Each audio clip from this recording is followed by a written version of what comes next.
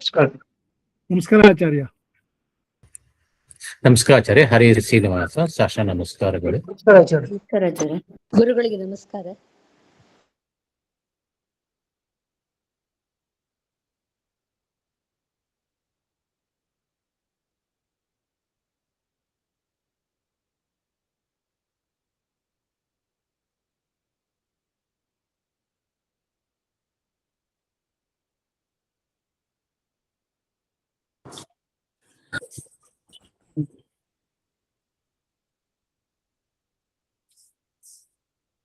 सुमतिभिरनुमेयं शुभ्रकाजं सखाजं सुखमजमनपाजं मुक्त्युपाजं विमाजं नृहजमहममेजं ध्येयमाम्नायगेजं सदजमसदजेजं श्रीसहाजं भजेजं तपस्वाध्यायशुश्रूषा कृष्णपूजारतं मुनिं विश्वेशमिष्टदं वन्दे परिम्राट् चक्रवर्तिनं श्रीगुरुभ्यो नमः। हरिः ओम्। लक्ष्मीकान्तं भूवराहं भजेऽहं वादरायणं वादिराजहृदं भोजमन्दिरं वाजिकन्धरं भीमसेनानन्दतीर्थवानरेन्द्रानहं भजे वादिराजगुरून् वन्दे वेदवेद्यगुरून् भजे गुरून् वेदनिधीन् वन्दे नारसिंहगुरून् भजे वन्दे नारायणाचार्यान् कर्णादिगणसेवितान् वन्दे वृन्दावनाचार्यान् हयग्रीवमुनीन् भजे शेषसीतापतिव्यासान् प्रणमामि गुरुप्रियान् वृन्दावनादिसम्प्राप्तज्ञानैश्वर्यानहं सदा रघुप्रवीराख्यगुरून् भजे ज्ञानादिसिद्धये श्रीमद्वृन्दावनाख्यानं व्याख्याने मन्दधीरहम् यद्यप्यनधिकार्यस्मिन् तथापि गुरुवाक्यतः मया यदल्पं विज्ञातं तत्स्मृत्यर्थं निरूप्यते। सन्तः सन्तु कृपावन्तो गुरुराजपदाश्रयाः भगवान् अव्यवहितभाविकल्पसमीरो लातव्याचार्यः सुरवर्यैः सम्प्रार्थितः श्रीनारायणेन आज्ञप्तः सन् भूमौ अवतीर्य वादिराजनामा यतिकुलतिलको भूत्वा दुर्वादिनो विजित्य युक्तिमल्लिकादीन् ग्रन्थान् विरचय्य सज्जनानां सम्यक् ज्ञानमुत्पाद्य अत्यक्तदेहः सन् वृन्दावनस्थो भूत्वा भक्तानाम् इष्टानिष्टप्राप्तिपरिहारसाधन अत्यर्थप्रसादजनक अपरोक्षज्ञानजनक परोक्षनिश्चयोत्पादक उपनिषदादिप्रतिपाद्य ऋजुभावं स्वस्य ख्यापयितुं वृन्दावनाख्यानं कुर्वन् कस्यचित् तदानीम् अकुशलदेशीयब्राह्मणस्वप्ने विश्वासयोग्यानां विश्वासमुत्पादयितुम् उपदिदेश विलीनप्रकृतितया अन्तरायविधुरोऽपि आचार्यवत् शिष्यान् ग्राहयितुं ग्रन्थादौ मङ्गलमाचरति हयग्रीवेत्यादिना। हयग्रीवं चिदानन्दविग्रहं सदनुग्रहं दशग्रीवच्छिदं शापात् मणिग्रीवविमोचनम्। ನೆನ್ನೆ ತೀರ್ಥಾನಾಂ ಉತ್ತಮಂ ತೀರ್ಥಂ ಅಂತ ಹೇಳಿ ಈ ತೀರ್ಥ ಅಂದ್ರೆ ಏನು ಅಂತ ಬರ್ತಾ ಇತ್ತು ವಿಷಯ. ಅದರಲ್ಲಿ ವಾದಿರಾಜರ ಈ ಸಪ್ತನಾಮನಾಖ್ಯಾನದ ಪದ್ಯಗಳೇನಿದೆ ಇದನ್ನ ಪಾರಾಯಣ ಮಾಡಿದ್ರೆ ಸಾಕು, ಅದು ತೀರ್ಥಕ್ಷೇತ್ರ ಯಾತ್ರೆ ಮಾಡಿದ ಫಲ. ಇಷ್ಟೆಲ್ಲ ತೀರ್ಥಗಳಿಗೆ ಹೋಗ್ಲಿಕ್ಕಾಗತ್ತೋ ಇಲ್ಲೋ, ಸರಿಯಾಗಿ ಅಲ್ಲಿ ಹೋಗಿ ಯಾವ ಕ್ರಮದಲ್ಲಿ ಮುಳುಗ್ಬೇಕೋ ಆ ಥರ ಮಂತ್ರಗಳನ್ನು ಹೇಳಿ ಮುಳುಗ್ಲಿಕ್ಕಾಗತ್ತೋ, ಗಡಿಬಿಡಿಯಿಂದ ಆಗತ್ತೋ, ಒಟ್ಟು ಆ ಎಲ್ಲ ತರಹದ ಲೋಪದೋಷ ಆಗ್ಬೋದು ಅಥವಾ ಹೋಗದೆ ಇರ್ಲಿಕ್ಕಾದಾಗ ಈ ಶ್ಲೋಕಗಳನ್ನ ಸಪ್ತವೃಂದಾವನಾಖ್ಯಾನದ್ದು ಪಾರಾಯಣ ಮಾಡ್ತಾ ಹೋದ್ರೆ ಸಾಕು, ತೀರ್ಥ ಕ್ಷೇತ್ರ ಹೋಗಿ ಅಲ್ಲಿ ಅನುಷ್ಠಾನ ಮಾಡಿದ ಫಲ ಇದರಿಂದ ಸಿಗತ್ತೆ ಅಂತ. ಅಷ್ಟೇ ಅಲ್ಲ, ಇಷ್ಟಿಷ್ಟು ವನಗಳನ್ನು ಹೇಳ್ತಾರೆ ಹೆಸರನ್ನೆಲ್ಲ, ಮುಂದೆ ಪರ್ವತಗಳ ಹೆಸರು, ಹೀಗೆಲ್ಲ ಇಲ್ಲೆಲ್ಲಾ ಕಡೆ ಹೋಗಿ ಪುಣ್ಯ ಸಂಪಾದನೆಯನ್ನ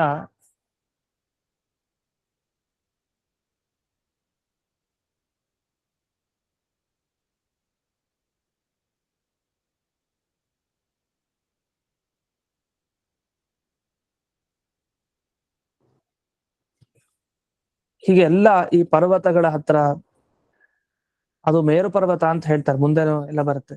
ಇಷ್ಟೆಲ್ಲ ಪರ್ವತಗಳ ಹತ್ರ ಹೋಗಿ ಅನುಷ್ಠಾನ ಮಾಡ್ಲಿಕ್ಕೆ ಸಾಧ್ಯನಾ? ಮೊದ್ಲು ಹೋಗೋದೇ ಕಷ್ಟ, ಇನ್ನು ಅನುಷ್ಠಾನ ದೂರ. ಆದ್ರಿಂದ ಇದೆಲ್ಲ ಪುಣ್ಯ ಸಂಪಾದನೆ ಮಾಡೋದು ಹೇಗೆ? ಅದು ಕಷ್ಟ ಸಾಧ್ಯ. ಹಾಗಾಗಿ ಈ ಶ್ಲೋಕಗಳನ್ನ ಪಾರಾಯಣ ಮಾಡಿದ್ರೆ ಅಂತಹ ಪುಣ್ಯ ಸಿಗತ್ತೆ ಅಂತ. ಇನ್ನೇನು ಅಧಿಕ ಮಾಸನೂ ಬರುತ್ತೆ, ಅದರಿಂದ ಬಹಳ ವಿಶೇಷ ಸ್ವಾಪ್ತವೃಂದಾವನಾಖ್ಯಾನದ ಈ ಭಾಗಗಳನ್ನ ಪಾರಾಯಣ ಮಾಡೋದು ತುಂಬಾ. ಅದ್ಯಾಕೆ ಅನ್ನೋದಕ್ಕೆ ನಿನ್ನೆ ದಿವಸ ತೀರ್ಥ ಪ್ರಬಂಧದ ಬಗ್ಗೆ ಒಂದು ಮಾತು ಬಂತು. ತೀರ್ಥ ಅಂದ್ರೆ ಏನು? ತೀರ್ಥ ಪ್ರಬಂಧ ಅವರ ಕೃತಿ ಬರ್ದಿದ್ದಾರೆ.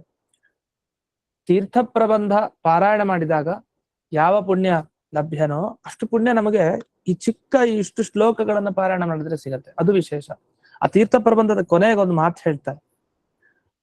ಏನ್ ಹೇಳಿದ್ದಾರೆ ಅಂದ್ರೆ, ಈ ತೀರ್ಥ ಪ್ರಬಂಧವನ್ನ ಏನು ರಚನೆ ಮಾಡಿದೀವಿ, ಇದನ್ನ ಪಾರಾಯಣ ಮಾಡಿದವ್ರಿಗೆ ಏನ್ ಫಲ ಸಿಗತ್ತೆ?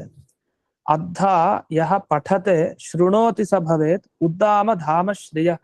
ಅವನಿಗೆ ಏನು ಸಂಪತ್ ಬೇಕೋ, ಅತ್ಯುತ್ಕೃಷ್ಟವಾದ ಸಂಪತ್ತು, ಆ ಎಲ್ಲ ಸಂಪತ್ತು ಅದನ್ನ ಪಠನ ಮಾಡಿದವನಿಗೆ, ಅದನ್ನ ಕೇಳಿದವನಿಗೆ, ಕೇಳಿಸಿದವನಿಗೆ, ಹೀಗೆ ಎಲ್ಲರಿಗೂ ಫಲ ಇದೆ ಅಂತ ಹೇಳ್ತಾರೆ. ಅದು ಏನು? ಪದ್ಯಾನಿ ಪ್ರಥಿತಾಪಗಾಚ್ಯುತ ಯಶೋ ಹೃದಯಾನಿ ಅಂತ. ಅಂದ್ರೆ ಈ ಗಂಗಾದಿ ನದಿಗಳದು, ಹಾಗೆ ಈ ಪರ್ವತಗಳದು, ಈ ವನಗಳದ್ದು, ಇದೆಲ್ಲ ಕೀರ್ತಿಯನ್ನ ಕೊಂಡಾಡ್ತಾ ಇರೋ ಈ ತೀರ್ಥ ಪ್ರಬಂಧ ಕೃತಿ ಏನಿದೆ, ಆ ಕೃತಿಯನ್ನ ಪಾರಾಯಣ ಮಾಡಿದವರಿಗೆ ಅಂತ ವಿಶೇಷವಾಗಿ, ಅದನ್ನ ಕೇಳಿದವ್ರಿಗೆ, ಕೇಳಿಸಿದವ್ರಿಗೆ, ಹೀಗೆಲ್ಲರಿಗೂ ಏನ್ ಫಲ ಅನ್ನೋದಕ್ಕೆ ಅವರವರಿಗೆ ಬೇಕಾದ ಉದ್ದಾಮ ಧಾಮ ಅಂತಾರೆ. ಅಂದ್ರೆ ಉದ್ದಾಮ ಧಾಮ ಅನ್ನೋದಕ್ಕೆ ಅರ್ಥ ಇಷ್ಟು: ಉತ್ಕೃಷ್ಟವಾದ ಭಗವಂತನ ಏನು ಒಂದು ಗುಣಗಳಿದೆ, ಆ ಗುಣಗಳೆಲ್ಲ ಆ ಭಗವಂತನಲ್ಲಿದೆ. ಅಂತ ಭಗವಂತನ ಒಂದು ವಿಶೇಷ ಅನುಗ್ರಹ ಆಗಿ ಎಲ್ಲಾ ಸಂಪತ್ತುಗಳು ಅವರ ಮನೆಯಲ್ಲಿರುತ್ತೆ ಅಂತ. ಅಂದ್ರೆ ಯಾವ್ದ್ಯಾವ್ದು ಬೇಕೋ ಉಚಿತವಾದ ಸಂಪತ್ತು ಅದೆಲ್ಲ ಸಿಗುತ್ತೆ. ಇದನ್ನ ಉದ್ದಾಮ ಅಂದ್ರೆ ಉತ್ಕೃಷ್ಟ, ಅದಕ್ಕೆ ಧಾಮ ಅಂದ್ರೆ ಆಶ್ರಯ ಯಾರು? ಪರಮಾತ್ಮ. ಅಂತ ಆ ಪರಮಾತ್ಮ ನಮಗೆ ಸಿಗ್ತಾನೆ ಅಂತ ಅಲ್ಲಿ ಕೊನೆಗೆ ಫಲಶ್ರುತಿಯಾಗಿ ಹೇಳಿದ್ದಾರೆ. ಅದನ್ನಲ್ಲಿ ವ್ಯಾಖ್ಯಾನದಲ್ಲೂ ತಿಳಿಸ್ತಾರೆ ನಾರಾಯಣಾಚಾರ್ಯರು. ಏನ್ ತಿಳಿಸಿದ್ದಾರೆ ಅಂದ್ರೆ, ಸಹ ಪುರುಷ ಅಂದ್ರೆ ಯಾರು ಪಠನ ಮಾಡ್ತಾನೆ, ಯಾರು ಕೇಳ್ತಾನೆ, ಯಾರು ಕೇಳಿಸ್ತಾನೆ, ಇವರಿಗೆಲ್ಲ ಶ್ರಿಯ ಅಂದ್ರೆ ಐಹಿಕ ಆಮುಷ್ಮಿಕ ಸಂಪದ ಉದ್ದಾಮಧಾಮ ಅಂತ. ಅಂದ್ರೆ ಐಹಿಕ ಸಂಪತ್ತಾಗ್ಲಿ, ಈ ಲೋಕದಲ್ಲಿ ಪಡಿಬೇಕಾದ ಸಂಪತ್ತು, ಆಮುಷ್ಮಿಕ ಪರಲೋಕದ ಸಂಪತ್ತು ಏನಿದೆ, ಆ ಎಲ್ಲಾ ಸಂಪತ್ತಿಗೆ ಇವನೇ ಆಧಾರ ಆಗ್ಬಿಡ್ತಾನೆ ಅಂತ. ಅಂದ್ರೆ ಎಲ್ಲಾ ಸಂಪತ್ತುಗಳು ಅವನಲ್ಲಿ ಬಂದು ಸೇರ್ಕೊಡುತ್ತೆ, ಯಾರು ಪಠನ ಮಾಡ್ತಾನೋ, ಇದೆಲ್ಲ ಮಾಡ್ತಾನೋ ಅಂಥವ್ನು. ಅಷ್ಟೇ ಅಲ್ಲ, ಇನ್ನೊಂದು ಹೇಳ್ತಾರೆ, ಪರೈಹಿ ಪಠ್ಯಮಾನಾನಿ ಆಕರಣಯತಿ ಅಂತ. ಈಗ ನಾವು ಸ್ವಾಪ್ತವೃಂದಾವನಾಖ್ಯಾನ ಪಾರಾಯಣ ಮಾಡದೇ ಇರಬಹುದು, ಇದ್ಯಾರು ಪಾರಾಯಣ ಮಾಡ್ತಾ ಇದ್ರೆ ಅದನ್ನ ಕೇಳಿದ್ರು ಸಾಕಂತ. ಅದಕ್ಕೂ ಇಷ್ಟೊಂದು ಫಲ ಹೇಳಿದ್ದಾರೆ ಅಂತ. ಈ ರೀತಿ ಹೇಳಿ ಕೊನೆಗೆ ಅಲ್ಲಿ ಪ್ರಾರ್ಥನೆ ಮಾಡ್ತಾ, ಯತ್ ಸನ್ನಿಧಾನತ ತೀರ್ಥ ಕ್ಷೇತ್ರಾಣಿ ಭುವನತ್ರೇ ಮಹತಾಂ ಮಹಿತಾನಿ ಆಸನ್ ತಸ್ಮೈ ಶ್ರೀಪತಯೇ ನಮಃ ಅಂತ ಅಲ್ಲಿ ವ್ಯಾಖ್ಯಾನಕಾರರಾದ ನಾರಾಯಣಾಚಾರ್ಯ ಹೇಳಿದ್ದ, ಯಾರು ತನ್ನ ಸನ್ನಿಧಾನದಿಂದ ಇಡೀ 3 ಲೋಕದಲ್ಲಿ ಇರುವಂತಹ ಎಲ್ಲಾ ತೀರ್ಥ ಕ್ಷೇತ್ರಗಳಿಗೆ ಮಹತ್ವ ಕೊಟ್ನೋ ಅಂಥ ಶ್ರೀಪತಿ ಅಂದ್ರೆ ಹಯಗ್ರೀವ ದೇವರಿಗೆ ನಮಸ್ಕಾರ. ಅಂತ ಹಯಗ್ರೀವನ ಪ್ರಾರ್ಥನೆಯನ್ನು ಇಲ್ಲಿ ವಾದಿರಾಜರು ಮತ್ತೆ ಮತ್ತೆ ಮಾಡ್ತಾ ಇದ್ದಾರೆ. ಮಮ ವೃಂದಾವನೆ ಪುಣ್ಯ ಹಯಗ್ರೀವಸ್ಯ ಚಾಜ್ಞೆಯ ಅಂತ. ಅಂದ್ರೆ ಅವನಿರೋದ್ರಿಂದ ಮಹತ್ವ, ಅವನೇ ಇದ್ದಾನೆ ಪಂಚವೃಂದಾವನದಲ್ಲಿ. ಇನ್ಮೇಲೆ ಸಕಲ ತೀರ್ಥ ಕ್ಷೇತ್ರಗಳಿಗೆ ಮಹತ್ವ ಬಂದಿದ್ದು ಇವನಿಂದಲೇ. ಅವನ ವಿಶೇಷವಾದ ಸನ್ನಿಧಾನ ಇಲ್ಲಿರೋದ್ರಿಂದ ಅಷ್ಟು ಪುಣ್ಯ ಸಿಗತ್ತೆ ಅಂತ. ಇಷ್ಟು ಆ ತೀರ್ಥ ಪ್ರಬಂಧದ ಪಾರಾಯಣ ಮಾಡಿದ್ರೆ ಏನು ಫಲ ಅನ್ನೋದನ್ನ ಅಲ್ಲಿ ತಿಳಿಸ್ತಾ, ಅದರ ಅನ್ವಯ ನಾವಿಲ್ಲೂ ಮಾಡ್ಕೊಳ್ಬೇಕು ಅಂತ ಅರ್ಥ. ಇಲ್ಲೂ ತೀರ್ಥಗಳ ಬಗ್ಗೆ, ವನಗಳ ಬಗ್ಗೆ, ಪರ್ವತಗಳ ಬಗ್ಗೆ ಎಲ್ಲ ವಿವರಣೆ ಮಾಡಿದ್ದಾರೆ. ಆದ್ರೆ ಅಲ್ಲಿ ಹಾಗಿಲ್ಲ. ತೀರ್ಥ ಪ್ರಬಂಧದಲ್ಲಿ ತೀರ್ಥಕ್ಷೇತ್ರಗಳ ವರ್ಣನೆ ಮಾಡಿದ್ದಾರೆ. ಎಲ್ಲೋ ಪರ್ವತದಲ್ಲಿ ಮಧ್ಯ ಎಲ್ಲೋ ಸ್ವಲ್ಪ 1-2 ಪರ್ವತದ ವರ್ಣನೆ ಸಿಗ್ಬೋದು ಬಿಟ್ರೆ ಎಲ್ಲಾ ಪರ್ವತಗಳ ಬಗ್ಗೆ ಇಲ್ಲ, ಎಲ್ಲ ವನಗಳ ಬಗ್ಗೆನೂ ಇಲ್ಲ. ಆದ್ರೆ ಈ ಸ್ವಾಪ್ತವೃಂದಾವನಾಖ್ಯಾನ ಗ್ರಂಥದಲ್ಲಿ ಅದನ್ನೆಲ್ಲ ಉಪದೇಶ ಕೊಟ್ಟಿದ್ದಾರೆ. ಹಾಗಾಗಿ ತೀರ್ಥ ಪ್ರಬಂಧದ ಪಾರಾಯಣದ ಫಲ ನಾವು ಕೇವಲ 10-12 ಶ್ಲೋಕಗಳ ಈ ಗ್ರಂಥದ ಈ ಅಧ್ಯಾಯದ ಪಾರಾಯಣದಿಂದ ಸಿಗತ್ತೆ ಅನ್ನೋದು ಬಹಳ ವಿಶೇಷ. ಜೊತೆಗೆ ಅಲ್ಲಿ ತೀರ್ಥ ಪ್ರಬಂಧ ಅಂತ ಆಗಿದ್ದಾರೆ. ಅಂದ್ರೆ ಎಲ್ಲಾ ತೀರ್ಥಗಳನ್ನ ಕಟ್ಟಾಕ್ಬಿಟ್ಟಿದಾರಂತೆ ವಾದಿರಾಜರು. ಕಟ್ಟಾಕಿರೋದನ್ನೇ ಅರ್ಥ, ಭಗವಂತನ ಸ್ತೋತ್ರ ಮಾಡೋದು, ಒಂದು ಗಂಗೆಯ ಬಗ್ಗೆ ಸ್ತೋತ್ರ ಮಾಡೋದು, ಮತ್ತೆ ಇನ್ನೊಂದು ಭಗವಂತನ ಸ್ತೋತ್ರ ಮಾಡೋದು, ಇನ್ನ ನರ್ಮದಾ ನದಿ ಸ್ತೋತ್ರ ಮಾಡೋದು, ಗೋಮತಿ ನದಿ, ಹೀಗೆ ಒಂದೊಂದೇ ಸ್ತೋತ್ರ ಮಾಡ್ತಾ ಹೋಗಿದ್ದಾರೆ. ಅದೇನಾಗೋಯ್ತು, ಆ ಎಲ್ಲಾ ತೀರ್ಥಗಳನ್ನ ಕಟ್ಟಾಕ್ದಾಗೆ ಅಂದ್ರೆ ಅಲ್ಲಿಂದ ಏನ್ ಪುಣ್ಯ ಬರ್ಬೇಕಲ್ಲ, ಆ ಪುಣ್ಯನೆಲ್ಲ ಒಟ್ಟಿಗೆ ಎಲ್ಲಾ ನದಿಗಳನ್ನ ಒಂದ್ ಗ್ರಂಥದಲ್ಲಿ ಹಾಕಿ ಇಟ್ಬಿಟ್ಟಿದೆ. ಹಾಗೆ ಒಂದು 12 ಶ್ಲೋಕಗಳಲ್ಲಿ ಪರ್ವತ, ವನ, ತೀರ್ಥ ಇದನ್ನೆಲ್ಲ ಒಟ್ಟೊಟ್ಟಿಗೆ ಹಾಕ್ಬಿಟ್ಟಿರೋದ್ರಿಂದ ಇಷ್ಟರ ಪಾರಾಯಣ ಮಾಡೋದ್ರಿಂದ ನಮಗೆ ಆ ತೀರ್ಥ ಪ್ರಬಂಧ ಗ್ರಂಥದಂತೆ ಇದು ಕಾಣಿಸ್ತಾ ಇದೆ. ಆ ತೀರ್ಥಗಳಷ್ಟೇ ಅಲ್ಲ, ಪರ್ವತಗಳ ಪ್ರಬಂಧನೂ ಆಯ್ತು, ಈ ವನಗಳ ಪ್ರಬಂಧನೂ ಆಯ್ತು. ಇದು ಆ ತರ ಈ ತೀರ್ಥ ಪ್ರಬಂಧ ಪಾರಾಯಣಕ್ಕಿಂತ ಸುಲಭವಾಗಿ ಬೇಗ ನಮಗೆ ಇದರ ಪಾರಾಯಣದಿಂದ ಫಲ ಪಡಿಬಹುದು ಅಂತ ಒಂದ್ ಅಂಶ. ಜೊತೆಗೆ ಈ ತೀರ್ಥ ಅನ್ನೋ ಶಬ್ದ ನಿಜವಾಗಿ ಏನರ್ಥ ಅಂದಾಗ ಇನ್ನೊಂದು ಮಾತನ್ನ ಅಲ್ಲೇ ಹೇಳ್ತಾರೆ. ಒಂದು ತೀರ್ಥ ಪ್ರಬಂಧದ ಬಗ್ಗೆ ಪ್ರಶಸ್ತಿ ಹೇಳ್ತಾರೆ. ಅಂದ್ರೆ ವೃತ್ತರತ್ನ ಸಂಗ್ರಹ ಅಂತ ಗ್ರಂಥ ಏನಿದೆ, ಹಾಗೆ ವಾದಿರಾಜ ಗುರುವರ ಚರಿತಾಮೃತ ಏನಿದೆ, ಈ ತೀರ್ಥಗಳ ವರ್ಣನೆಯನ್ನ ವಾದಿರಾಜರ ಗ್ರಂಥದಲ್ಲಿ ಏನ್ ಮಾಡಿದ್ದಾರೆ ಅದರ ಫಲ ಏನು ಅಂತ ಅಲ್ಲಿ ಗ್ರಂಥಕರ್ತೃಗಳು ಅವರು ವರ್ಣನೆ ಮಾಡ್ತಾ ಹೇಳ್ತಾರೆ. ಏನಂತ, ಸ್ವದೃಷ್ಟ ಕ್ಷೇತ್ರ ತೀರ್ಥಾದಿ ಮಾಹಾತ್ಮ್ಯಸ್ಯ ಅವಬೋಧಕಂ ತೀರ್ಥ ಪ್ರಬಂಧಂ ಕೃತವಾನ್ ಪಠತಾಂ ಅಘನಾಶನಂ. ಪಠನ ಮಾಡಿದ್ರೆ ನಮ್ಮ ಪಾಪಗಳು ಹಾಗೆ ಕಳೀತಾ ಇರುತ್ತೆ. ಈಗ ಪ್ರತಿನಿತ್ಯ ಬೆಳಗ್ಗೆ ಗಂಗೆ ಗಂಗೆ ಅಂತ ಸ್ಮರಣೆ ಮಾಡಿ ಪಾಪ ಪರಿಹಾರ ಆಗತ್ತೆ ಅಂತ ಹೇಳ್ತಾರಲ್ಲ, ಆತರ ಈ ಒಂದೊಂದು ಶ್ಲೋಕ ಹೇಳ್ತಾ ಇದ್ರು ಸಾಕು.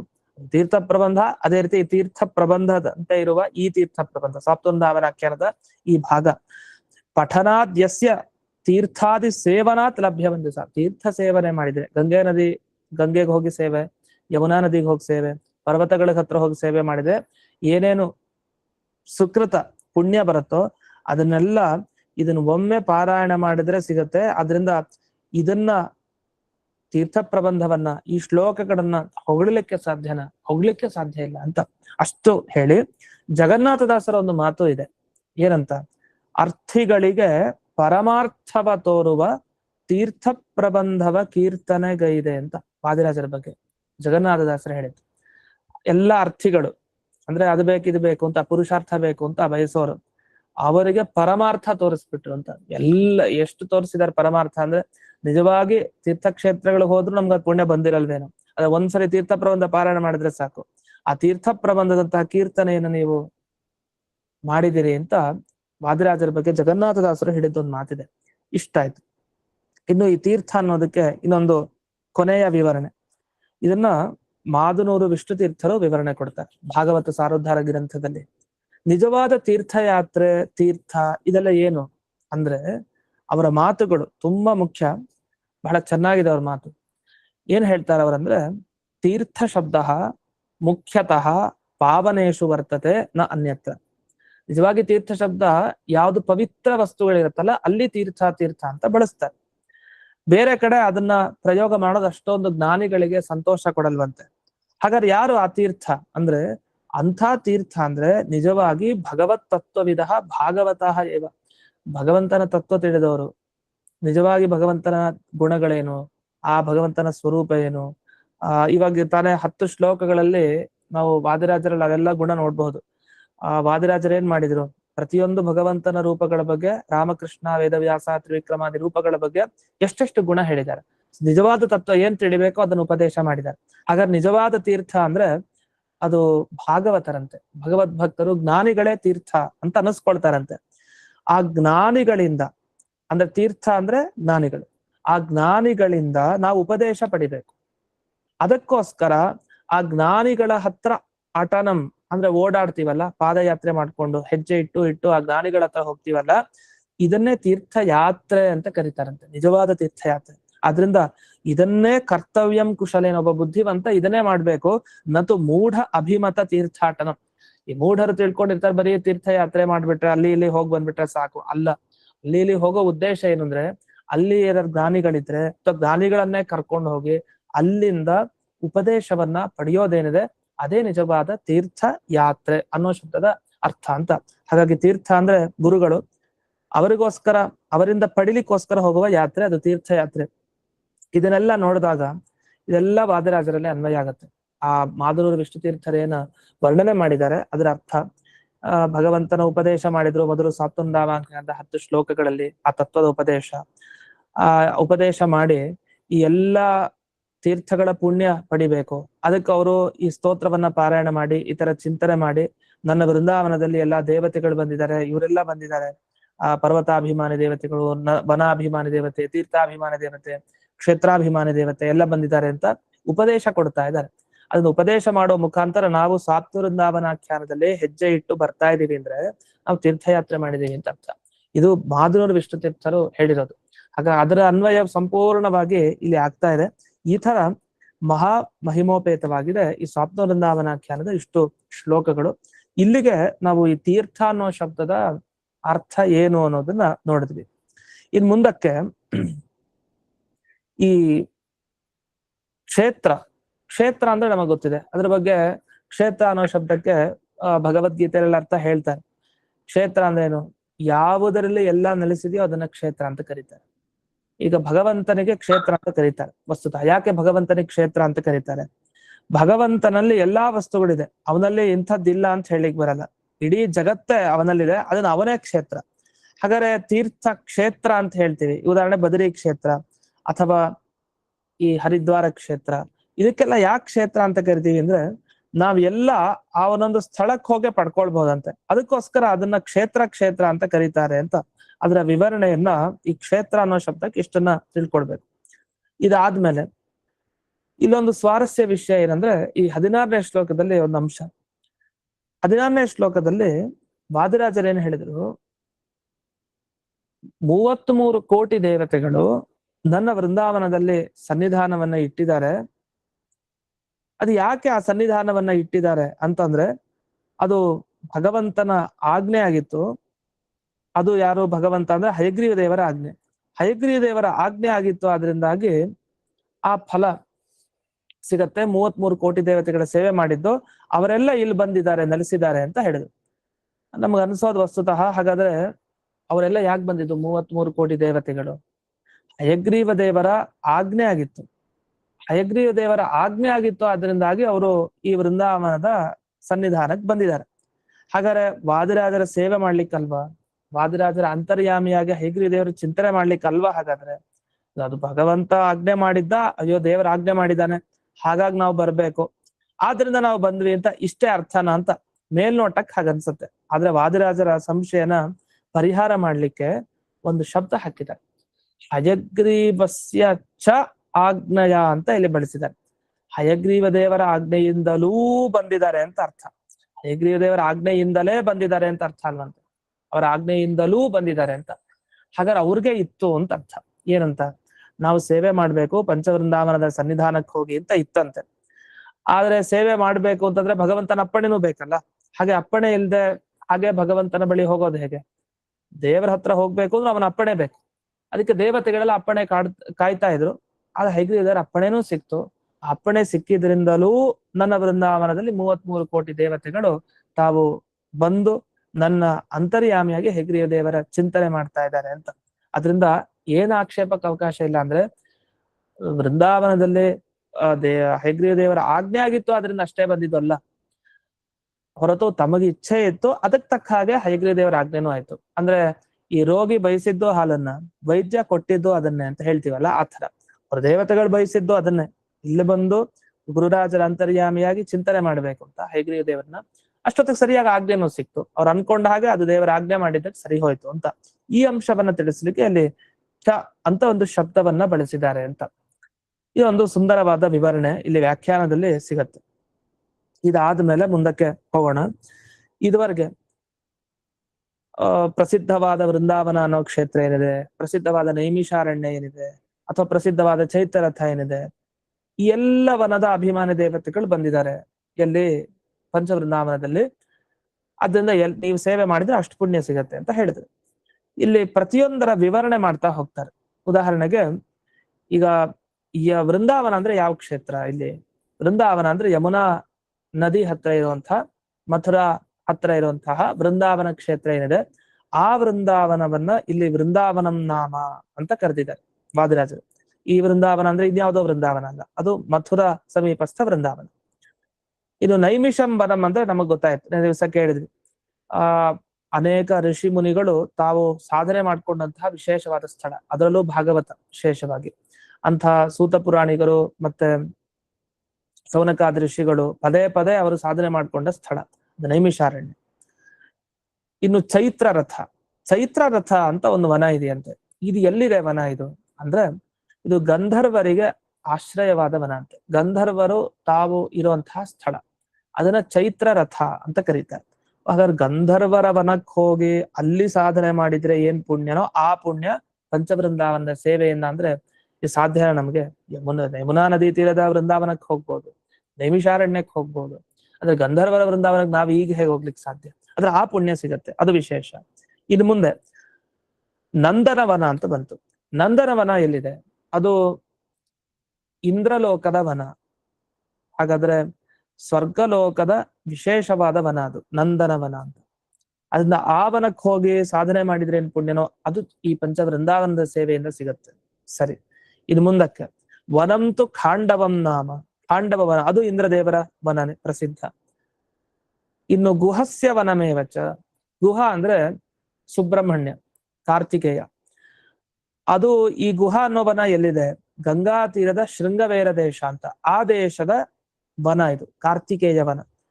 ಅಲ್ಲಿ ಹೋದಾಗ ಏನ್ ಪುಣ್ಯ ಬರುತ್ತೋ ಅಷ್ಟು ಪುಣ್ಯ.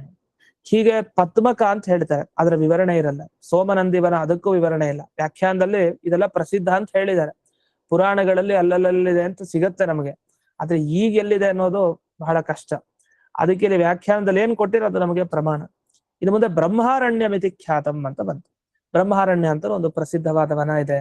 ಮತ್ತೆ ಆನಂದ ಕಾನನ ಅಂತ, ಇದಕ್ಕೆ ಏನಂದ್ರೆ ಕಾಶಿ ಕ್ಷೇತ್ರ ಏನಿದೆ ಅದಕ್ಕೆ ಆನಂದ ಕಾನನ ಅಂತ ಕರೀತಾರೆ ಅಂತ ವರ್ಣನೆ ಮಾಡಿದ್ದಾರೆ. ಹೀಗೆ ಈ ಕಾಶಿ ಕ್ಷೇತ್ರಕ್ಕೆ ಹೋದ ಪುಣ್ಯ ಆಗ್ಬಹುದು, ಮಿಕ್ಕಿದ ಈ ಗಂಧರ್ವರ ವನ, ಇಂದ್ರದೇವರ ಖಾಂಡವ ವನ ಅಥವಾ ನಂದನವನ, ಕಾರ್ತಿಕೇಯನ ಗುಹ ವನ ಅಂತ ಏನ್ ಪ್ರಸಿದ್ಧ ಇದೆ, ಈ ಎಲ್ಲ ವನಗಳಲ್ಲಿ ಹೋಗಿ ಪುಣ್ಯ ಸಂಪಾದನೆ ಮಾಡೋದೆಷ್ಟಿದೆಯೋ ಅಷ್ಟನ್ನು ಪಂಚವೃಂದಾವನದ ಈ ಒಂದು ಸೇವೆಯಿಂದ ಲಭ್ಯ ಅಂತ ಹೀಗೆ ತಮ್ಮ ಪಂಚವೃಂದಾವನದ ಮಹಿಮೆಯನ್ನು ಹೇಳಿ ಕೊನೆಗೆ ಮಮ ವೃಂದಾವನೆ ಇದೆಲ್ಲ ಇದೆ, ಆದ್ರಿಂದ ದ್ವಿಜ ಎಲ್ಲ ಅಭೀಷ್ಟಗಳನ್ನು ನೀಡುವಂತ ಈ ಪಂಚವೃಂದಾವನದ ಸೇವೆಯನ್ನ ಎಲ್ಲಾ ಸಜ್ಜನರು ಮಾಡ್ಬೇಕು ಅಂತ. ಅಂದ್ರೆ ನೀವು ದ್ವಿಜ ಅಂತೂ ಮಾಡ್ತಾನೆ ಇದ್ದಾರೆ, ಅದರಿಂದ ಅವರನ್ನು ನೋಡಿ ಉಪದೇಶ ಕೊಡ್ತಾ ಇನ್ಮಿಕ್ಕಿದವರೆಲ್ಲ ಮಾಡ್ಬೇಕು ಅಂತ ಇಲ್ಲಿವರೆಗೆ ಇದ್ರ ಬಗ್ಗೆ ತಿಳಿಸಿದ್ದಾರೆ. ಇದಾಗಿ ಇಲ್ಲಿ ವ್ಯಾಖ್ಯಾನದಲ್ಲಿ ಇನ್ನೊಂದು ವರಾಹ ಪುರಾಣದ ಒಂದು ಮಾತನ್ನು ಇಲ್ಲಿ ಉಲ್ಲೇಖ ಮಾಡಿದ್ದಾರೆ. ವರಾಹ ಪುರಾಣದಲ್ಲಿ ಬರೋ ಮಾತು ಏನು ಅಂದ್ರೆ, ಈ ನೈಮಿಷಾರಣ್ಯ ಕ್ಷೇತ್ರದ ಮಹಿಮೆಯನ್ನ ಹೇಳ್ತಾರೆ. ನಾವು ಕೇಳಿರ್ತೀವಿ ಸಾಮಾನ್ಯವಾಗಿ ಪ್ರಸಿದ್ಧವಾದದ್ದೇನು, ಒಂದು ನಿಮಿಷದಲ್ಲಿ ಭಗವಂತ ಆ ಕ್ಷೇತ್ರದಲ್ಲಿ ಎಲ್ಲ ದುಷ್ಟರನ್ನ ಸಂಹಾರ ಮಾಡ್ತಾನೆ. ಅದಕ್ಕೆ ಒಂದು ನಿಮಿಷದಲ್ಲಿ ಮಾಡಿದ್ರಿಂದ ದುಷ್ಟರ ಸಂಹಾರ, ಅದಕ್ಕೆ ನೈಮಿಷ ಅಂತ ಕರೀತಾರೆ ಆ ಅರಣ್ಯಕ್ಕೆ. ಅದು ಯಾವ ಪ್ರಸಂಗ? ಇಲ್ಲಿ ಒಂದು 2 ಶ್ಲೋಕ ಉದಾಹರಿಸಿದ್ದಾರೆ ಈ ವ್ಯಾಖ್ಯಾನದಲ್ಲಿ. ಏವಂ ಕೃತ್ವಾ ತಥೋ ದೇವೋ ಮುನಿಂ ಗೌರಮುಖಂ ತದಾ ಉವಾಚ ನಿಮಿಷೇಣ ಇದಂ ನಿಹತಂ ದಾನವಂಕುಲಂ ಅಂತ ವಿವರಣೆ ಮಾಡ್ತಾ ಹೋಗಿದ್ದಾರೆ. ಅದು ಗೌರಮುಖ ಅಂತ ಋಷಿಗಳಿದ್ರು. ಇದನ್ನು ಭಾಗವತ ಪಾಠದಲ್ಲೂ ಮೊದಲು ಒಮ್ಮೆ ಕಥೆ ಹೇಳಿದ್ದೆ ಇದ್ರ ಬಗ್ಗೆ, ನೈಮಿಷಾರಣ್ಯ ವಿವರಣೆ ಮಾಡ್ತಾ. ಒಬ್ಬ ರಾಜ ಬರ್ತಾನೆ, ಅವನಿಗೆ ಸತ್ಕಾರ ಮಾಡ್ತಾರೆ ಗೌರಮುಖ ಋಷಿಗಳು. ಆಮೇಲೆ ಅಲ್ಲ ಇಷ್ಟೊಂದು ಈ ಋಷಿಗಳ ಹತ್ರ ಹೇಗಿದೆ ಸತ್ಕಾರ ಮಾಡ್ಲಿಕ್ಕೆ ಅಂತ, ಅವ್ರೇನಿಲ್ಲ ದೇವತಾ ಉಪಾಸನೆ ಮಾಡಿ ಒಂದು ರತ್ನ ಪಡ್ಕೊಂಡಿರ್ತಾರೆ ಗೌರಮುಖ ಋಷಿಗಳು. ಆ ರತ್ನದ ಮಹಿಮೆ ಆ ರಾಜನಿಗೆ ಏನ್ ಬೇಕೋ ಅದು ಚಿಂತಾಮಣಿ ತರ ಆ ರತ್ನ, ಆ ಬೇಡದ್ದನ್ನೆಲ್ಲ ಕೊಡ್ತಾ ಇರತ್ತೆ. ಆ ರಾಜ ಬಂದ, ಅವನ ಜೊತೆಗೆ ಒಬ್ನೇ ಬಂದಿರಲಿಲ್ಲ, ಸೈನಿಕರು ಮತ್ತೆ ಅನೇಕ ಆನೆಗಳು ಕುದುರೆಗಳು ಎಲ್ಲದಕ್ಕೂ ತೃಪ್ತಿ ಪಡಿಸಿದ್ರು. ಅನೇಕ ದಾಸಿಯರನ್ನೆಲ್ಲ ಕೊಟ್ಟಿದ್ರು. ಆ ಒಂದು ರಾತ್ರಿಯಲ್ಲಿ ಎಲ್ಲ ವ್ಯವಸ್ಥೆ ಆಗೋಯ್ತು. ಬರೀ ಕಾಡು, ಬರೀ ಆಶ್ರಮ ಅಷ್ಟೇ. ಆ ರತ್ನದ ಮಹಿಮೆಯಿಂದ ಇಷ್ಟೆಲ್ಲ ವ್ಯವಸ್ಥೆ ಆಗೋಯ್ತು. ಮಾನ್ಯ ದಿವಸ ಅವ್ನು ಯೋಚನೆ ಮಾಡಿದೆ, ಹೇಗಾದ್ರೂ ಮಾಡಿ ಇದನ್ನ ತಗೊಂಡು ಹೋಗ್ಬಿಡ್ಬೇಕು ಈ ರತ್ನವನ್ನ ಅಂತ. ಅದಕ್ಕೆ ಕೇಳ್ದ ಯಾರ ಹತ್ರ, ಇವ್ರ ಹತ್ರ, ನಿಮ್ಗೆಲ್ಲ ಇಷ್ಟು ಹೇಗ್ ಸಾಧ್ಯ ಆಯ್ತು ಅಂತ. ಅವಾಗ ಅರ್ಥ ಆಯ್ತು, ಏನಿಲ್ಲ ಒಂದ್ ರತ್ನ ಇದೆ ಇವ್ರ ಹತ್ರ ಅಂತ. ಅದನ್ನ ಕಬಳಿಸ್ಕೊಳ್ಳಿಕ್ ಪ್ರಯತ್ನ ಪಟ್ಟ ಆ ರಾಜ ಈ ಗೌರಮುಖ ಅನ್ನೋ ಋಷಿಗಳಿಂದ. ಆದ್ರೆ ಅದು ಕೊನೆಗೂ ಆಗ್ಲಿಲ್ಲ. ಹಾಗೇನಾಗೋಯ್ತು, ಆ ರತ್ನದ ಹತ್ರ ಪ್ರಾರ್ಥನೆ ಮಾಡಿದವರು ಇನ್ನೂ ಜಾಸ್ತಿ ಅನುಗ್ರಹ ಮಾಡ್ಲಿಕ್ಕೆ, ಅಂದ್ರೆ ಜೊತೆಗೆ ಹೋರಾಟ ಮಾಡ್ಲಿಕ್ಕೆ ಅನೇಕ ದೇವತೆಗಳು ಬಂದ್ರು ಯಾರಿಗೆ, ಗೌರಮುಖ ಋಷಿಗಳಿಗೆ. ಅವ್ರೇನ್ ಮಾಡ್ಲಿಲ್ಲ, ಅವ್ರು ಸುಮ್ಮನೆ ಇದ್ರು. ಆಮೇಲೆ ಇವ್ರ ಕಡೆ ಒಂದಿಷ್ಟು ಜನ ಸೇರ್ತಾರೆ, ಯಾರು ಆ ರಾಜನ ಕಡೆ ಅವರೆಲ್ಲ ಸೇರ್ತಾರೆ. ಯುದ್ಧ ಆಗತ್ತೆ, ಜೋರಾಗಿ ಯುದ್ಧ ಆಯ್ತು. ಆ ಯುದ್ಧ ಸಂದರ್ಭದಲ್ಲಿ ಕೊನೆಗೆ ಹೆಚ್ಚೆಚ್ಚು ಆ ದುಷ್ಟರು ಇನ್ನೂ ಜಾಸ್ತಿ ಆಗ್ತಾ ಬರ್ತಾರೆ. ಆಗ ಏನ್ ಮಾಡೋದು ಅಂತ ತೋಚೋದಿಲ್ಲ. ಆ ಸಂದರ್ಭದಲ್ಲಿ ದೇವರೇ ಬರ್ತಾನೆ. ದೇವರೇ ಬಂದು 1 ನಿಮಿಷದಲ್ಲಿ ಆ ಗೌರಮುಖ ಋಷಿಗಳ ಪ್ರಾರ್ಥನೆಗೆ ಪ್ರಸನ್ನನಾಗಿ ಆ ಎಲ್ಲಾ ದುಷ್ಟರನ್ನ ಸಂಹಾರ ಮಾಡ್ತಾನೆ. ಅಂಥ ಕ್ಷೇತ್ರ ಅದು ನೈಮಿಷಾರಣ್ಯ ಅಂತ. ಅಷ್ಟಾಗಿ ಅಲ್ಲಿ ಒಂದು ಮಾತು ಹೇಳ್ತಾನೆ ಭಗವಂತ. ಅದು ಯಾಕೆ ಅಷ್ಟು ಪವಿತ್ರ ಕ್ಷೇತ್ರ ಅನ್ಲಿಕ್ಕೆ, ಭವಿಷ್ಯತಿ ಯಥಾರ್ಥಂ ವೈ ಬ್ರಾಹ್ಮಣಾನಾಂ ನಿವೇಶನಂ ಅಹಂಚ ಯಜ್ಞ ಪುರುಷಃ ಏತಸ್ಮಿನ್ ವನಗೋಚರೆ ನಾಮ್ನಾ ಯಾಜ್ಯೋ ಸದಾಚ ಅಂತ. ಅಂದ್ರೆ ಮುಂದೆ ಈ ನೈಮಿಷಾರಣ್ಯ ಕ್ಷೇತ್ರ ಬ್ರಾಹ್ಮಣರಿಗೆ ಒಂದು ಆಧಾರ ಭೂಮಿ ಆಗತ್ತೆ. ನಾನು ಯಜ್ಞ ಪುರುಷನಾಗಿ ಈ ನೈಮಿಷಾರಣ್ಯದಲ್ಲಿ ಓಡಾಡ್ಕೊಂಡಿರ್ತೀನಿ, ನನ್ನನ್ನೇ ನೀವು ಆರಾಧನೆ ಮಾಡಿ ನೈಮಿಷಾರಣ್ಯಕ್ಕೆ ಬಂದು ಮುಂದೆ ಬ್ರಾಹ್ಮಣರೆಲ್ಲ ಆರಾಧನೆ ಮಾಡಿ ಅವರವರು ಉತ್ತಮ ಫಲ ಪಡ್ಕೊಂಡು ಹೋಗ್ತಾರೆ ಅಂತ ಭಗವಂತನ ಒಂದು ಅನುಗ್ರಹ ಆ ಕ್ಷೇತ್ರಕ್ಕೆ ಅಂತ ಇದನ್ನ ಇಲ್ಲಿ ವ್ಯಾಖ್ಯಾನದಲ್ಲಿ ತಿಳಿಸಿದ್ದಾರೆ. ಇದ್ರ ಜೊತೆಗೆ ಈ ಗೌರಮುಖ ಅನ್ನೋ ಋಷಿಗಳು ಬಂದ್ರಲ್ಲ, ಇವ್ರ ಉಲ್ಲೇಖ ಎಲ್ಲಿ ಬಂದಿದೆ ವಸ್ತುತಃ ಅಂದ್ರೆ ಈ ಶಮೀಕ ಋಷಿಗಳು ಮತ್ತೆ ಶೃಂಗಿ ಋಷಿಗಳು ಬರ್ತಾರಲ್ಲ, ಅಲ್ಲಿ ಶೃಂಗಿ ಮತ್ತೆ ಶಮೀಕರು, ಅಲ್ಲಿ ಈ ಋಷಿಗೆ ಶಾಪ, ಋಷಿ ಏನು ಪರೀಕ್ಷಿತ್ ರಾಜನಿಗೆ ಶಾಪ ಕೊಡ್ತಾರೆ. ಆ ಶೃಂಗಿ ಮಹರ್ಷಿ ಶಾಪವನ್ನ ಕೊಟ್ಟಾಗ ಅಲ್ಲಿ ಮೊದಲು ವಿಷಯ ತಿಳಿಸ್ಬೇಕಾಗಿರುತ್ತೆ. ಅಂದ್ರೆ ಈ ಋಷಿ ಹೇಳ್ತಾನೆ, ಅದು ಪರೀಕ್ಷಿತ್ ರಾಜ ಓಡ್ ಹೋಗ್ತಾ ಇರ್ತಾನೆ, ಅವ್ನು ಬೇಸರದಲ್ಲೇ ಹೋಗ್ತಾ ಇರ್ತಾನಲ್ಲ, ಆಗ ಬೇಸರದಲ್ಲಿ ಹೋಗ್ಬೇಕಾದ್ರೆ ಇವನು ಎಚ್ಚರಿಸ್ಬೇಕು. ಆ ಶಮೀಕ ಋಷಿಗಳು ಹೇಳ್ತಾರೆ, ಯಾರಿಗೆ ಹೇಳ್ತಾರೆ ಅಂದ್ರೆ ಅವ್ರ ಶಿಷ್ಯರಿಗೆ ಅಂತ ಒಂದು ಮಾತು ಬರುತ್ತೆ. ಒಂದು ಮಗ ಶಿಷ್ಯ, ಮತ್ತೊಬ್ಬ ಶಿಷ್ಯ ಯಾರು ಅಂತಂದ್ರೆ ಈ ಗೌರಮುಖ ಅನ್ನೋ ಋಷಿಗಳು ಅಂತ, ಅವರ ಶಿಷ್ಯರು ಅಂತ ಒಂದು ಉಲ್ಲೇಖ ಬರುತ್ತೆ. ಹೀಗೆ ಗೌರಮುಖ ಋಷಿಗಳ ಉಲ್ಲೇಖ ಅಲ್ಲಿದೆ. ಹೀಗೆ ನೈಮಿಷಾರಣ್ಯಕ್ಕೂ ಈ ಗೌರಮುಖ ಋಷಿಗಳಿಗೂ ಆ ಶೃಂಗಿ ಶಮೀಕರಿಗೂ ಒಂದು ಸಂಬಂಧ ಅದು ಇದೆ. ಈ ನಿಟ್ಟಿನಲ್ಲಿ ವ್ಯಾಖ್ಯಾನದಲ್ಲಿ ನೈಮಿಷಾರಣ್ಯ ಅನ್ನೋ ಕ್ಷೇತ್ರದ ಮಹಿಮೆ ಹೇಳಿದ್ರು. ಅಷ್ಟು ಹೇಳಿ ಆಮೇಲೆ ಪುಷ್ಕರ ಕ್ಷೇತ್ರದ ಮಹಿಮೆನೂ ಇದೆ, ಅದನ್ನ ಹೇಳಿ ಅದಾದ್ಮೇಲೆ ಕುರುಕ್ಷೇತ್ರದ ಮಹಿಮೆಯನ್ನು ಹೇಳಿ ಈ ಎಲ್ಲಾ ಕ್ಷೇತ್ರಕ್ಕೆ ಹೋಲಿಸಿದಾಗ ಕುರುಕ್ಷೇತ್ರಕ್ಕೆ ಮಹತ್ವ ಜಾಸ್ತಿ ಅಂತ ಹೇಳ್ತಾರೆ. ಇದು ಮಹಾಭಾರತ ವನಪರ್ವದಲ್ಲಿ ಬಂದಿದೆ ಅಂತ ಇಲ್ಲಿ ಶ್ಲೋಕದಲ್ಲಿ ಉಲ್ಲೇಖ ಮಾಡಿದ್ದಾರೆ. ಅಷ್ಟಾದ್ಮೇಲೆ ಹೇಳ್ತಾರೆ ಕುರುಕ್ಷೇತ್ರ ಎಲ್ಲಾ ಕ್ಷೇತ್ರಕ್ಕಿಂತ ಶ್ರೇಷ್ಠ. ಅಂದ್ರೆ ನೈಮಿಷಾರಣ್ಯ ಆಗ್ಲಿ, ಪುಷ್ಕರ ಕ್ಷೇತ್ರ ಆಗ್ಲಿ, ಕಾಶಿ ಕ್ಷೇತ್ರ ಆಗ್ಲಿ, ಎಲ್ಲದಕ್ಕಿಂತ ಕುರುಕ್ಷೇತ್ರ ಶ್ರೇಷ್ಠ. ಕುರುಕ್ಷೇತ್ರಕ್ಕಿಂತ ಯಾವ್ದು ಶ್ರೇಷ್ಠ? ಪಂಚವೃಂದಾವನ ಕ್ಷೇತ್ರ ಶ್ರೇಷ್ಠ ಅಂತ ಕೊನೆಗೆ ಇಲ್ಲಿ ಬಂತು. ಯಾಕೆ ಎಲ್ಲರೂ ಇಲ್ಲೇ ಇದ್ದಾರೆ ಅಂತ ಅದನ್ನ ಹೇಳಲಿಕ್ಕೆ ಎಷ್ಟು ವಿವರಣೆಯನ್ನು ಇಲ್ಲಿ ಮಾಡಿದ್ದಾರೆ. ಇದಾದ್ಮೇಲೆ ಇನ್ನೊಂದು ವನ ವನ ಅಂತ ಎಲ್ಲಾ ಕಡೆ ಬಂತು, ಅದೊಂದು ಕೊನೆಯ ವಿಷಯ ಇದೆ. ವನಂ ಗುರುಂ ಇವ ಆಸಾಧ್ಯ ವಸ್ತವ್ಯಂ ವಸಜೀವಿಭಿ ಅಂತ ಮಹಾಭಾರತದ ಆದಿಪರ್ವದಲ್ಲಿ ಬಂದ ಮಾತು. ಅಲ್ಲೇನ ಹೇಳಿದ್ದಾರೆ, ಎಲ್ರಿಗೂ ಗುರುಗಳು ಅಂದ್ರೆ ಯಾರು? ವನ ಅನ್ನೋದೇ ಗುರು ಅಂತ. ವನ ಗುರು ಹೇಗಾಗ್ಲಿಕ್ಕೆ ಸಾಧ್ಯ? ಅಂದ್ರೆ ಪ್ರಕೃತಿಯಿಂದ ಕಲಿಬೇಕಲ್ವಾ, ಪ್ರಕೃತಿನೇ ವನ. ಆ ವನವನ್ನ ಗುರು ಅಂತ ಹೊಂದ್ಬೇಕಂತೆ. ಅಲ್ಲಿ ವಸಜೀವಿಭಿ ಅಂದ್ರೆ ಅಲ್ಲಿ ಹೋಗಿ ಎಲ್ಲ ಈ ಜೀವಿಗಳಂದ್ರೆ ವನವಾಸ ಮಾಡ್ಬೇಕು ಅಂತ ಇರೋರು, ವಿಶೇಷವಾಗಿ ವಾನಪ್ರಸ್ಥಾಶ್ರಮ ಸ್ವೀಕಾರ ಮಾಡೋರು, ಅವ್ರು ವನಕ್ಕೆ ಹೋಗಿ ಅಲ್ಲೇ ಗುರುಗಳನ್ನಾಗಿ ಪಡೆದು ಆ ವನದ ಪದಾರ್ಥಗಳನ್ನೇ ಗುರುಗಳನ್ನಾಗಿ ಪಡೆದು ಅಲ್ಲಿ ವಾಸ ಮಾಡ್ಕೊಂಡಿರ್ಬೇಕು ಅಂತ ಒಂದು ಉಪದೇಶ. ಇದ್ಯಾಕೆ ಇಲ್ಲಿ ಬಂತು ಅಂದ್ರೆ, ಈಗ ವಾನಪ್ರಸ್ಥಾಶ್ರಮ ಸ್ವೀಕಾರ ಮಾಡೋದಂದ್ರೆ ತುಂಬಾ ಕಷ್ಟ, ಅದು ಕಲಿಯುಗದಲ್ಲಿ ಸಾಧ್ಯವೇ ಇಲ್ಲ. ಸನ್ಯಾಸಾಶ್ರಮ ಇದೆ, ಬ್ರಹ್ಮಚರ್ಯ ಆಯ್ತು, ಗೃಹಸ್ಥ. ಆದ್ರೆ ವಾನಪ್ರಸ್ಥಾಶ್ರಮ ಸ್ವೀಕಾರ ಅನ್ನೋದು ಸಾಧ್ಯನೇ ಇಲ್ಲ. ಮತ್ತೆ ಈ ವಾನಪ್ರಸ್ಥಾಶ್ರಮ ವಾಸ ಅಂದ್ರೆ ವನವಾಸ ಅಂತ ಅರ್ಥ. ವನವಾಸ ಇಲ್ಲ ಅಂದ್ಮೇಲೆ ಅಲ್ಲಿ ಸಾಧ್ಯ ಇಲ್ಲ ಅದರ ಪುಣ್ಯ ಪಡಿಲಿಕ್ಕೆ. ಆದ್ರೆ ಇದೊಂದು ಅವಕಾಶ. ಇಲ್ಲೆಲ್ಲ ವನ ಅನ್ನೋ ಶಬ್ದದಿಂದ ಹೇಳ್ತಾ ಈ ಎಲ್ಲ ವನಗಳಲ್ಲಿ ವಿಶೇಷವಾಗಿ ಹೋಗಿ ಸೇವೆ ಮಾಡಿದ್ರೆ ಏನು ಫಲನೋ ವಾನಪ್ರಸ್ಥಾಶ್ರಮದಿಂದ ಇದ್ದು ಆ ಫಲ ನಮ್ಗೆ ಸಿಗತ್ತೆ ಅನ್ನೋದನ್ನ ತಿಳಿಸ್ಲಿಕ್ಕೂ ಇಲ್ಲಿ ವನ ಅನ್ನೋ ಶಬ್ದವನ್ನ ಬಳಸಿದ್ದಾರೆ ಅಂತ. ಇಷ್ಟು ಈ ಶ್ಲೋಕಗಳ ವ್ಯಾಖ್ಯಾನ. ಇನ್ನೂ ಕೆಲವು ವಿಶೇಷ ವಿಷಯ ಇದೆ, ಅದನ್ನ ಮತ್ತೆ ನಾಳೆ ದಿವಸ ನೋಡೋಣ ಅಂತ ಹೇಳ್ತಾ ಇಂದಿನ ಪಾಠವನ್ನ ಅಂತರ್ಗತ ಶ್ರೀಮನ್ಮೂಲ ಗೋಪಾಲಕೃಷ್ಣನಿಗೆ ಅರ್ಪಣೆ ಮಾಡ್ತೀನಿ. ಧನ್ಯವಾದ.